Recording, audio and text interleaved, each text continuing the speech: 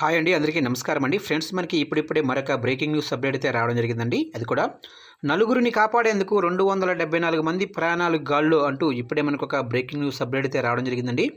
అయితే ఇందుకు సంబంధించిన పూర్తి వివరాలైతే మన వీడియోలో తెలుసుకుందామండి. ఎక్కడ ఏం జరిగిందనేది వీడియో మాత్రం ఎక్కడ స్కిప్ చేయకుండా చూడండి ఫ్రెండ్స్. అప్పుడే మనకి పూర్తి సమాచారం అయితే తెలుస్తుంది. లేట్ చేయకుండా వివరాల్లోకి వెళ్ళిపోదాము. ఇక గాజాలో ఉధృత పోరు కొనసాగుతుంది. ఈ క్రమంలోనే సెంట్రల్ గాజాలోనే 2 వేర్వేరు ప్రదేశాల్లో ప్రత్యేక ఆపరేషన్లు నిర్వహించి 4 బదిలీలను కాపాడినట్లు ఇజ్రాయెల్ ప్రకటించిన విషయం తెలిసిందే. ఈ ప్రయత్నంలో టెల్ అవీవ్ దళాలు జరిపిన దాడుల్లో స్థానికంగా భారీ ప్రాణ నష్టం జరిగినట్లు తెలుస్తుంది. ఇక దాదాపు 274 మంది పాలస్తీనులు ప్రాణాలు కోల్పోయినట్లు గాజా ఆరోగ్య విభాగం వెల్లడించింది.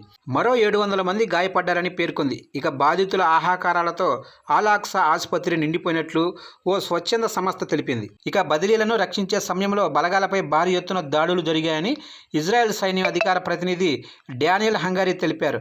ఈ రెస్క్యూ ఆపరేషన్లో ఓ అధికారి మృతి చెందినట్లు తెలిపారు. ఇక నుసీరత్లోనే 2 వేర్వేరు అపార్ట్మెంట్లో బదిలీలను ఉంచారు. వాటి మధ్య దాదాపు 200 మీటర్ల దూరం ఉంది. ఇక 2 భవంతుల్లోకి మా బలగాలు ఒకే సమయంలో ప్రవేశించాయి. అయితే వారిపై పెద్ద ఎత్తున దాడులు జరిగాయి. పరిసరాల నుంచి రాకెట్, గ్రెనేడ్లు ప్రయోగించారు. దీంతో బలగాలను, బదిలీలను రక్షించేందుకు ప్రతి చర్యలు తీసుకున్నాము అని వివరించారు.